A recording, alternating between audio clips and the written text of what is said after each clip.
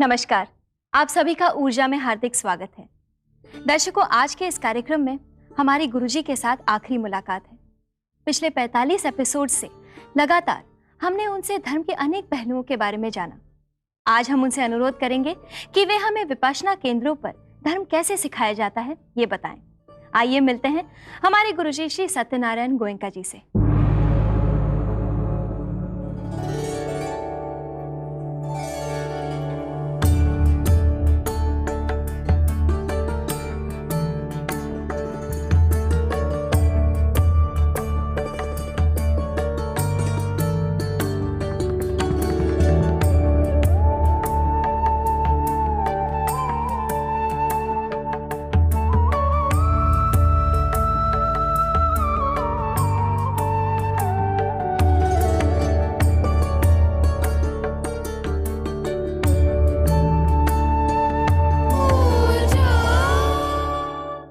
प्रणाम गुरुजी। सुखी हो बेटी। प्रणाम माता जी। गुरुजी, पिछले 45 एपिसोड से आपने हमें धर्म के अनेक पहलुओं के बारे में जानकारी दी। गुरुजी, आज ऊर्जा में हमारी आपसे आखिरी मुलाकात है। मैं चाहूंगी कि आप हमें बताएं कि विपश्यना केंद्रों पर धर्म एग्जैक्टली कैसे सिखाया जाता है। बेटे, विपश्यना की जितनी तपोभूमियां हैं, भारत में हो कि सारे विश्व में, स्थान स्थान पर जहां भी हैं, सब जगह एक जैसी शिक्षा है। धर्म सिखाया जाता है। इसका मतलब ये नहीं कि हिंदू धर्म सिखाया जाता है कि बौद्ध धर्म के, जैन धर्म के, ईसाई धर्म। धर्म सिखाया जाता है। हिंदू धर्म कहेंगे तो केवल हिंदुओं का होकर रह जाएगा। जैन धर्म जैनियों का, बौद्ध धर्म बौद्धों का, मुस्लिम धर्म मुसलमानों का। धर्म सबका होता है। तो जो सबका है वो सिखाया जाता है। और एक माने में ये भी कह सकते हैं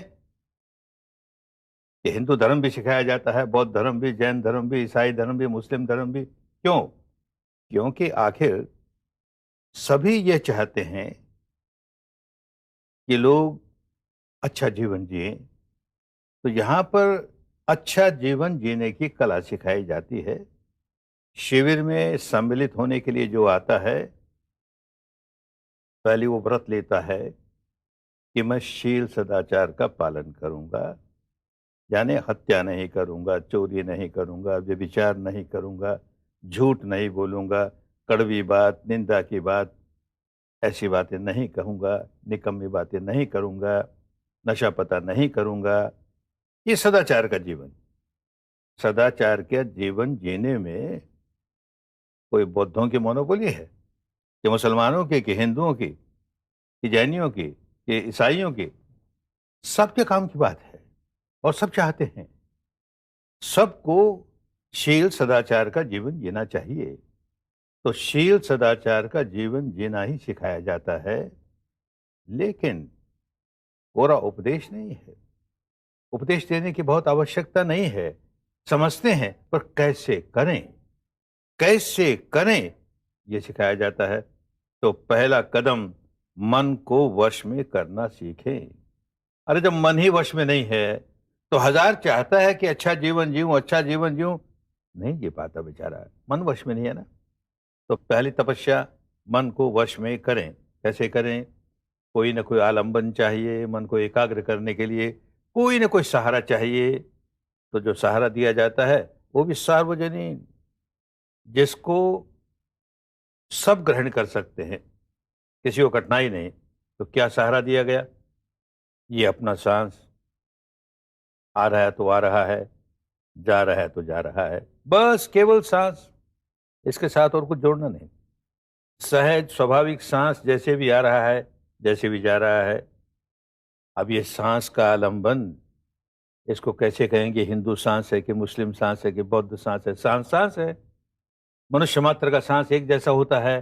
तो सांस को जानते रहो। लंबा है तो लंबा है, ओछा है तो ओछा है। कोई छेड़छाड़ मत करो उसमें। जैसा है वैसा है। इससे दो लाभ हुए।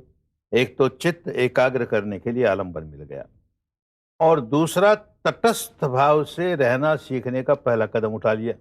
हम करेंगे कुछ नहीं, जो हो रहा है हो रहा है। हम तो केवल साक्षी भाव से जानेंगे। दोनों काम साथ चलने लगे। यूं होते होते होते मन वश में आने लगा। पहला काम बहुत अच्छी तरह से संपन्न होने का एक रास्ता मिल गया। मन कितना ही वश में हो जाए, उससे पूरी बात बनती नहीं। कोई बुरा काम करने वाला भी अपने मन को वश में करता है। मन को वश में करके बुरे से बुरा काम भी किया जा सकता है, अच्छे से अच्छा काम भी किया जा सकता है। तो केवल मन को वश में कर लेने से हमारी समस्या का समाधान नहीं हुआ। दूसरी आवश्यक बात है, मन निर्मल होना चाहिए। अगर मन मैला है, उसमें विकार है, क्रोध है, द्वेष है, ईर्ष्या है, अहंकार है, तो कोई ना कोई गलत काम हो ही जाएगा। हजार चाहें तो भी विकार है ना, वो सिर पर चढ़ जाएगा। तो अब दूसरा कदम, मन को कैसे निर्मल करें। तो मन में क्या हो रहा है उसे देखना है। और एक बड़ी बात कि मन में जो हो रहा है, कोई विकार जाग जाए मन में, जागते ही ये अपने शरीर की केमिस्ट्री बदल गई। एकदम जीव रासायनिक प्रतिक्रिया होने लगी, तरह तरह की संवेदनाएं होने लगी, सेंसेशंस होने लगी। उदाहरण के तौर पर गर्मी जागी, क्रोध जागा तो साथ साथ गर्मी जागी। क्रोध जागा, गर्मी जागी, धड़कन बढ़ गई, तनाव आ गया, ये सब साथ है। केमिस्ट्री बदल गई क्रोध आते ही। तो अब कहेंगे मन में तो क्रोध आया, शरीर में क्या आया, अब उसको देख। जो आया उसको देख। साक्षी भाव का अभ्यास कर रहा है सांस से, यहां भी साक्षी भाव से देख। गर्मी आई है तो आई है, देखें कितनी देर रहती है। गर्मी आई तो चलो पंखा खोलो, ऐसा नहीं करेंगे। बहुत गर्मी है तो चलो नहा लो, ऐसा नहीं करेंगे। हम तो तटस्थ भाव से, साक्षी भाव से जो हो रहा है उसे देखना सीख रहे हैं। और ये सारा काम कोई भी कर सकता है। क्रोध आया या भय आया या ईर्ष्या आई, क्या लेबल लगाएंगे। या आपके हिंदू क्रोध आया, आपके मुस्लिम आ गया, आपके जैन, अरे क्रोध क्रोध है। और उससे जो धड़कन बढ़ी तो हिंदू धड़कन बढ़ी, गर्मी बढ़ी तो हिंदू गर्मी बढ़ी। सार्वजनीन बात है। जैसे हर मनुष्य का सांस सांस है, वैसे हर मनुष्य के विकार विकार हैं। और उससे होने वाली जो संवेदनाएं हैं वो सब की एक जैसी हैं। पुरुष हो नारी हो कुछ फर्क नहीं पड़ता, मनुष्य मनुष्य है। मन को एकाग्र करने के लिए हमने सांस का सहारा लिया, उसको तटस्थ स्वभाव से देखा। अब विकारों को दूर करने के लिए, चित्त को निर्मल करने के लिए हमने संवेदनाओं का सहारा लिया। गुरुजी, आपसे इसी विषय पर बातचीत जारी रहेगी, लेकिन एक छोटे से ब्रेक के बाद। ब्रेक के बाद आप सभी दर्शकों का ऊर्जा में स्वागत है। गुरुजी, आपने अभी अभी कहा कि मन को वश में कर लेने से केवल बात नहीं बनती, मन के विकारों को निकालना बहुत जरूरी होता है। तो इन्हें कैसे निकालें? बेटी, शरीर पर संवेदना होती है तो एक स्वभाव बन गया, एक हैबिट पैटर्न बन गई। सुखद संवेदना जागी, ये झट प्रतिक्रिया करता है, और चाहिए और चाहिए और चाहिए, राग जगाता है, आसक्ति जगाता है। दुखद संवेदना जागी कि झट प्रतिक्रिया करता है, नहीं चाहिए नहीं चाहिए, द्वेष जगाता है, राग जगाता है, द्वेष जगाता है, राग जगाता है, द्वेष जगाता है। कहाँ समता, समता नहीं है, व्याकुल होता है। सारी ट्रेनिंग इस बात की है कि एक तो ये कि मन को इस लायक बनाओ, इतना सेंसिटिव करो उसे। और ये सांस को देखते देखते हो जाता सेंसिटिव। इतना सेंसिटिव करो कि शरीर पर जो कुछ हो रहा है उसको हम अनुभव कर सकें। और फिर उसमें ये क्षमता जागे कि वो समझे कि जो हो रहा है वो अनंत काल तक एक जैसा रहने वाला नहीं है। उत्पन्न हुआ, देर सवेर समाप्त हुआ, उत्पन्न हुआ, देर सवेर समाप्त हुआ, अनित्य है, भंगुर है, परिवर्तनशील है, उसका स्वभाव है। अरे जो बदलता रहता है उसके प्रति क्या राग करें, देखते देखते बदल जाता है। यूं अपने स्वभाव को बदल रहे हैं, अपने हैबिट पैटर्न को बदल रहे हैं, जो सबकी एक जैसी है। इसमें कोई हिंदू मुस्लिम बौद्ध जैन की लेन देन नहीं, पुरुष नारी कोई लेन देन नहीं। स्वभाव है, हर मनुष्य का ऐसा ही स्वभाव है, विकार जगाता है, व्याकुल होता है। अब उस व्याकुलता के बाहर निकलने के लिए चित्त को निर्मल करने का काम करता है, चित्त को समता में स्थापित करने का काम करता है। क्रोधी आदमी देखेगा, काम करते करते, अभ्यास करते करते क्रोध कम होने लगा, कम होने लगा, कम होने लगा, छुटकारा होने लगा। ऐसे ही सारे विकार कम होते होते, जितना जितना काम करेंगे, जिस तरह से काम करेंगे, बात समझ गए, काम करना है, काम जितना अच्छी तरह कर रहे हैं, निरंतरता से कर रहे हैं, विकार कम होते ही चले जाएंगे। तब एक बात और समझ में आएगी कि अपने यहाँ ऋषियों ने, मुनियों ने, सद्गुरुओं ने ये जो कहा कि शील सदाचार का जीवन जियो, तो ये समझा कर कहा कि भाई तुम समाज में रहते हो, लोगों का सुख शांति भंग करो, ये अच्छी बात नहीं है।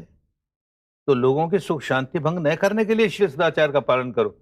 अब समझ में आएगा, अरे केवल लोगों की सुख शांति नहीं, मुझको अपने भी सुख शांति रखनी है।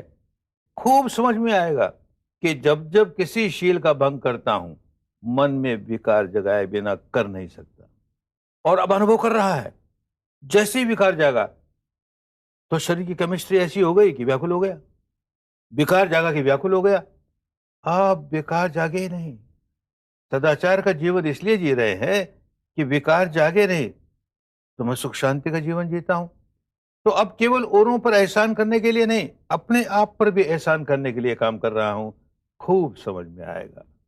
और ये सार्वजनिक बात है, सार्वदेशिक बात है, सार्वकालिक बात है, सबकी बात है। यही कारण है कि विपश्यना की तपोभूमियां भारत में या विश्व में जहां कहीं भी है, सभी संप्रदाय के लोग आते हैं, सबको एक जैसा लाभ होता है। तो धर्म सिखाते हैं, धर्म सबका होता है और इसलिए सब स्वीकार करते हैं, सबका कल्याण होता है। शुक्रिया गुरुजी। गुरुजी, इसी विषय पर आपसे बातचीत जारी रहेगी, लेकिन एक छोटे से ब्रेक के बाद। एक बार फिर आप सभी दर्शकों का ऊर्जा में स्वागत है। गुरुजी, आपने हमें बताया कि हर संप्रदाय के लोग विपश्यना सीखने आते हैं, लेकिन अधिकतर लोगों का यही इंप्रेशन है कि यहाँ पर बौद्ध धर्म सिखाया जाता है। अरे नहीं बेटी, बहुत गलत इंप्रेशन है। अगर किसी को है तो बौद्ध धर्म सिखाया जाता तो बाकी संप्रदाय वाले क्यों आते? धर्म सिखाया जाता है किसी को बौद्ध बनाने के लिए नहीं, अच्छा आदमी बनाने के लिए। अच्छा आदमी तो सब बनना चाहते हैं। अच्छा आदमी नहीं है तो अच्छा हिंदू कैसे होगा, अच्छा मुसलमान कैसे होगा, अच्छा क्रिश्चियन कैसे होगा? अच्छा आदमी बने। तो धर्म सीख रहे हैं, भगवान बुद्ध ने धर्म सिखाया, बौद्ध धर्म नहीं। तो इसीलिए सारी तपोभूमियों में किसी को बुद्ध बनाने का काम नहीं, धार्मिक बनाने का काम। धर्म का जीवन जियो और उसके परिणाम आते हैं, लोग देखते हैं। बहुत क्रोधी आदमी कैसे क्रोध के बाहर निकल गया, बहुत भयभीत आदमी कैसे भय के बाहर निकल गया। व्यसनों की छुटकारा, इस व्यसन में डूबा हुआ व्यक्ति कैसे बाहर निकल गया। माने हर प्रकार के दुखों के बाहर निकलने की बात है। अपना स्वभाव जो हमेशा अपने आप को दुखी रखने वाला था, उस स्वभाव से बाहर निकलने की विद्या है और सबको समान रूप से कल्याण होता है। ये नहीं कि अपने को बौद्ध कहेगा तो उसमें कल्याण होगा। हिंदू है, जीवन भर अपने को हिंदू कहता जाए, मुस्लिम अपने को जीवन भर मुस्लिम कहता चला जाए, ईसाई अपने को ईसाई कहता चला जाए, कुछ फर्क नहीं पड़ता। आदमी आदमी है, अच्छा आदमी बने। बस धर्म हमको अच्छा आदमी बनना सिखाता है और इसके लिए काम करना होता है। ये कोई चमत्कार की बात नहीं है। जैसे शरीर को स्वस्थ रखने के लिए शरीर की कसरत सीखनी होती है, मन को स्वस्थ रखने के लिए मन की कसरत है। तो इसके लिए, इस विद्या को सीखने के लिए बहुत गहरी विद्या है। अंतर मन की गहराइयों तक मन का ऑपरेशन करते करते करते जहां जड़ें हैं, मन की जड़ें हैं, विकारों की जड़ें हैं, वहां सुधार करना शुरू होता है। तो 10 दिन समय लगता है और उसके बाद भी ये विद्या सीख करके 10 दिन में इतना सीख गया कि अब उसमें क्रोध नहीं जागेगा, लोभ नहीं जागेगा, द्वेष नहीं, ऐसा नहीं। उसको एक रास्ता मिल गया और परिवर्तन आना शुरू हो गया अच्छाई के लिए। ये निश्चित बात है। करते करते करते आगे बढ़ता चला जाएगा और भला आदमी बन जाएगा और सुखी हो जाएगा। करते करते होगा। जीवन के 10 दिन लगते हैं। बेटी, इस परंपरा में एक नियम है, धर्म सिखाने वाला आचार्य कभी किसी से कुछ मांग नहीं करता। मांग करता है तो धर्म नहीं है, कुछ मांग नहीं करता। लेकिन मैं इस नियम को तोड़ता हूं, मांग करता हूं। क्या मांग करता हूं? अरे भाई, अपने अनमोल जीवन के बहुमूल्य 10 दिन मुझे दो। 10 दिन अपने जीवन के दो, तुम्हारे भले के लिए, तुम्हारे कल्याण के लिए, तुम्हारे मंगल के लिए। और न जाने तुम्हारे जरिए कितनों के मंगल के लिए, कितनों के कल्याण के लिए। खूब भला हो, खूब मंगल हो। धर्म के रास्ते जो चले उसका मंगल हो, उसका कल्याण हो, उसकी स्वस्थि हो, उसकी मुक्ति हो। शुक्रिया गुरुजी। गुरुजी, हमारे इस शो का अगला सेक्शन हमारे दर्शकों के प्रश्नों पर आधारित है, तो दर्शकों जाइएगा मत, लौटते हैं तुरंत। ब्रेक के बाद आप सभी दर्शकों का एक बार फिर ऊर्जा में स्वागत है। गुरुजी प्रश्न पूछ रहे हैं SM सिंह जी नेपाल से। वो पूछते हैं, इस जीवन के अंतिम क्षण का संस्कार लेकर अगले जन्म की शुरुआत होती है, लेकिन कोई व्यक्ति दुर्घटना से अचानक मर गया हो या उसकी किसी दूसरे व्यक्ति द्वारा हत्या कर दी गई हो, तो उस व्यक्ति का इस जन्म का अंतिम संस्कार क्या बनता है और अगले जन्म का प्रथम क्षण कैसे शुरू होता है? बेटी, मृत्यु मृत्यु है, किसी प्रकार भी हो। मृत्यु के क्षण चित्त की जो अवस्था है, बिल्कुल उसी प्रकार की अवस्था अगले जन्म के प्रथम चित्त में होगी। ये प्रकृति का नियम है, तो बीच में कोई अंतराल नहीं होता। यहाँ पर मृत्यु हुई और तुरंत अगले क्षण नया जन्म शुरू हो गया। तो जिस तरह का चित्त इस समय है, मृत्यु के समय, वो किसी कारण से मृत्यु हुई, उससे कोई लेन देन नहीं, ठीक वैसा ही अगले जीवन का प्रथम चित्त हो जाएगा। जी गुरुजी। गुरुजी अगला प्रश्न पूछ रहे हैं रमेश वर्मा जी, उदयपुर राजस्थान से। विपश्यना साधना के लाभ जानते हुए भी हम साधना नहीं करना चाहते, तो क्या हम इस अनिच्छा की बिना इससे द्वेष किए विपश्यना कर सकते हैं, ताकि इससे संघर्ष ना करना पड़े? अरे भाई, मन को दृढ़ करके काम तो शुरू करो, फिर सारे रास्ते खुल जाएंगे, सारी कठिनाई दूर हो जाएगी। मन को दृढ़ करके आ जाओ 10 दिन के लिए, कोई समस्या नहीं रहेगी, सब ठीक हो जाएगा। जी गुरुजी। गुरुजी अगला प्रश्न पूछ रही हैं मनीषा जी, मुंबई से। वो पूछती हैं कि आपके विपश्यना शिविरों में कोई चार्ज नहीं लिया जाता, क्या आपको नहीं लगता कि अगर आप चार्ज लें तो उन रुपयों से कई अच्छे सामाजिक कार्य किए जा सकते हैं? अरे बेटी, कोई अच्छे सामाजिक कार्य करने हैं तो उसके लिए चंदा करो ना इकट्ठा। धर्म को क्यों बिगाड़ते हो?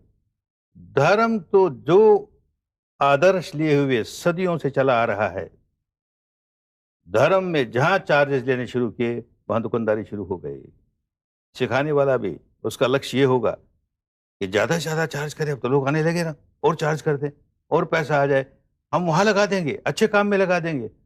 अरे मन में ये होना चाहिए कि ज्यादा से ज्यादा लोगों का कल्याण हो, ये सीखने के लिए अधिक से अधिक लोग आए, न कि अधिक से तो पैसा मिले। पैसा मिले की बात आई कि बिगड़ा। अपने को धोखा देने की बात है कि हम ये जो यहाँ पर कमा रहे हैं ना, उसको देखो अस्पताल में लगाते हैं, स्कूल में लगाते हैं। अस्पताल का काम अच्छी बात है, स्कूल का काम अच्छी बात है, उसके लिए चंदा इकट्ठा करो, उसको इसके साथ क्यों जोड़ो? इसके साथ जोड़ने का मतलब ये हो गया कि धर्म को व्यवसाय बना दिया, उसके चार्जेस देने शुरू कर दिए, और जहां चार्ज देने शुरू कर दिए दो नुकसान हो गए। एक तो ये कि व्यवसायिक बुद्धि आएगी ही, आए बिना नहीं रहेगी। दूसरी सबसे बड़ी हानि ये होगी कि तुमने जो चार्ज लिए हैं, शुरू किया है, एक गरीब आदमी है, उसके पास नहीं है देने को, उसका क्या होगा? तो धर्म केवल धनवानों का हो गया, गरीबों का नहीं है। अब कितने लोग झोपड़पट्टी के आते हैं, क्या दान देंगे बेचारे, क्या चार्ज देंगे? वो 10 दिन अपने जीवन का दे रहे हैं, यही बड़ी बात है उनके लिए। कोई चार्जेस लगाना धर्म को भ्रष्ट करना है। धर्म में भेदभाव नहीं होता, सबके लिए, सब दुखी हैं, धर्म सबके लिए है। सबको मुक्त हस्ते बांटा जाए तो केवल बांटने के दृष्टिकोण से धन दिया जा रहा है, पाने के दृष्टिकोण से नहीं। अपने आप जो लोग दान दे रहे हैं, धर्म के लिए दे रहे हैं, किसी और काम में बिल्कुल नहीं लगना चाहिए। शुक्रिया गुरुजी, ये बात तो आपने बहुत ही अच्छी ढंग से समझाई। गुरुजी अगला प्रश्न पूछ रहे हैं डॉक्टर पुरुषोत्तम लाल गुप्त, वाराणसी से। ज्ञानेंद्रियों द्वारा प्राप्त सुख की अनुभूति में क्या समभाव रखना उचित होगा? क्या प्राकृतिक सौंदर्य, सुमधुर संगीत, स्वादिष्ट भोजन, सुगंधित पुष्प और सुन कोमल स्पर्श के समय समभाव रखना उचित है? इंद्रिय सुखों का विरोध नहीं है। इंद्रिय सुख हो, उसे भोगे भी, आसक्ति न हो। जहां इन इंद्रिय सुखों के प्रति आसक्ति जागी कि जैसे ये सुख दूर होगा, दूर तो होगा समय पा करके, बहुत दुख जागेगा, तो अपने लिए दुख का निर्माण कर रहे हैं। आसक्ति से बचो, अनासक्त हो करके इंद्रिय सुख भोगने में कोई दोष नहीं। शुक्रिया गुरुजी। गुरुजी, अगला प्रश्न पूछ रही है वीणा जी नई दिल्ली से। वो पूछती हैं, हर आदमी अकेला आया है और अकेला जाएगा, फिर भी जीने के लिए सहारा चाहिए। दूसरों के साथ की उम्मीद किस हद तक रखें कि दुख ना हो? बेटी बिल्कुल ठीक है कि हर व्यक्ति अकेला आता है, अकेला जाता है, उसके वश की बात नहीं है। लेकिन ये भी सच है कि औरों के साथ जीता है। आया अकेला, गया अकेला, जीता सबके साथ है। वो अपने वश की बात है। जब औरों के साथ जीना है तो कैसे जिए? अच्छा जीवन जिए, धर्म का जीवन जिए, ये तो अपने वश की बात है। आना और जाना अपने वश की बात नहीं, सबके साथ मिलकर जीना ये अपने वश की बात है। अच्छा जीवन जिए। शुक्रिया गुरुजी। गुरुजी, हमारी यही शुभकामनाएं रहेंगी कि जिन्होंने भी हमारे इस प्रोग्राम ऊर्जा को देखा है और आपको पिछले 46 एपिसोड से लगातार सुना है, उनमें धर्म की प्रेरणा जरूर जागेगी और वो धर्म के रास्ते पे चल पड़ेंगे। इसी बात पर आपसे विदा लेते हैं। प्रणाम गुरुजी। सुखी हो बेटी। प्रणाम माता जी। दर्शकों, हम सब की यही उम्मीद रहेगी कि हम सब गुरुजी के बताए हुए धर्म के मार्ग पर चल पड़े और अपना अपना मंगल साधे। नमस्कार।